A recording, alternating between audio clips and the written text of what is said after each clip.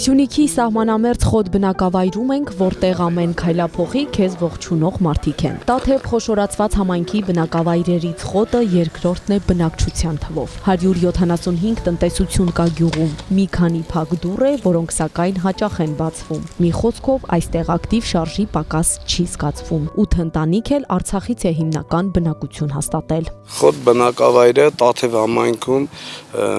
մեծությամբ Շինուայրից հետո երկրորդ գյուղն է, որ բնակչության թիվը փաստացի ապրողները 850 հոգի են, այստեղ գյուղի բնակիչները զբաղվում են հիմնականում անասնապահությամբ, գյուղատնտեսությամբ։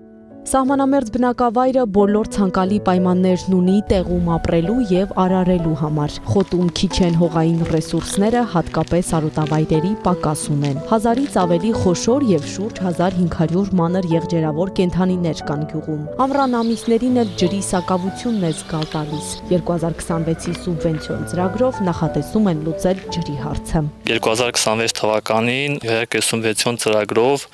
պետք է կառուցեն օրվա կարգավորի ջրամբար խմելու ջրի համար։ Ու եթե հարցը լուծվի, շատ ավելի լավ կլինի, խմելու ջուրը շուրջօրյա կունենանք։ Հիմնականում ունենք մենակ այս պահին ամառվա ամիսների մի 3-4 ամիսա որ ժամով է։ Մենք սիրում ենք մեր գյուղը, ամեն հարմարություններ ունի մեր գյուղը, ապրելու համար շատ լավ է, դրանց լուրջ խնդիրներ չկան, ունենք իհարկե փոքր-մոքր խնդիրներ, որոնք հուսով եմ այս տարվա եկող տարվա մեջ կլուծվեն։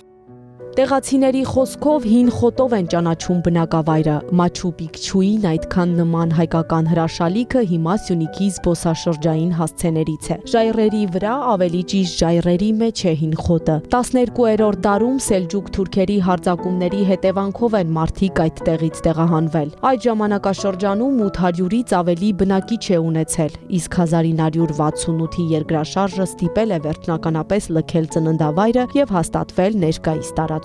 Լեոնարդ Պապը նախնիների պատմությանը քաջածանոթ է, 25 տարի ապրել է հին խոտում։ Երիտասարդությունը միշտ ձգտում է լավ պայմաններ ունենալ, լավ ապրելու, փող վաստակելու։ Դե մեր գյուղից էլ են գնում, բայց տոկոսային հարաբերությունը մեր գյուղը մնայուն է եւ ջահելությանը շնորհակալ եմ, որ ապրում են չեն մտածում, այ գնանք այստեղ, այնտեղ տարբեր տեղեր գնանք, որ կարողանանք լավ ապրել։ Երևան ուրիշ տեղ չեմ կարողանում, ես գյուղն եմ սիրում։ Եվ այս գյուղը օդը ջուրը սիրում եմ, ընդունում եմ եւ հպարտանում եմ։ Այստեղ նոր հյուրանոց է կառուցվել, որը ոչ միայն կբերի զբոսաշրջիկների հոսք, այլև կստեղծի աշխատատեղեր, կզարգացնի համայնքի տնտեսական ու մշակութային կյանքը, դառնալով հյուրընկալության ջերմանկյուն սահմանին, ասում են բնակիչները։ Մեր գյուղը ավելի հայտնի է դարձել հին խոտով, հին բնակավայրով, որը այժմ դարձել է Սյունիքի մարզի զբոսաշրջային կենտրոններից մեկը։ Քանի որ այսպայն ունենք շատ զբոսաշրջիկներ, որոնք գալիս են մեզ հյուր, հին խոտի համար հենց, որը ինձ թվում է, որը կարելի է օգտագործել որպես բիզնեսի համար, գյուղացիների իհարկե օգտագործեն որպես բիզնես ու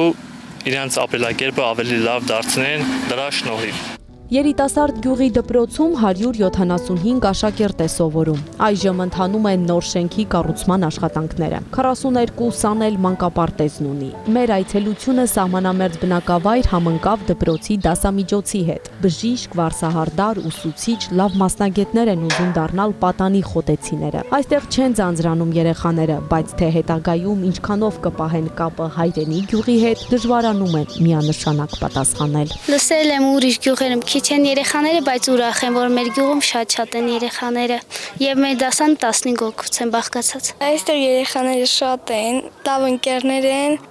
գեղեցիկ է այս գյուղը, ես շատ եմ սիրում։ Իմ նպատակն է դառնալ լավ բժշկուհի, բայց դեռ չգիտեմ թե որտեղ եմ գնալու աշխատեմ։ Քաղաքը քաղաք, բայց պետության հիմքը գյուղն է։ Քաղաքը քաղաք, բայց գյուղը գյուղ է մարդկանցով ու բնամթերքներով։ Այլ զբաղմունք այստեղ չկա, սեփական հողից են բարիք ստեղծում։ Ի տարբերություն մի շարք բնակավայրերի, այստեղ կյանքը եռում է, ինչպես տեղացիներն են սիրում ասել, խոտը գյուղ չէ, այլ փոքր քաղաք քաղաքի մեջ։ Նարեկ Խաչատրյան, Արթուր Հայրապետյան, Սյունիք լուրեր։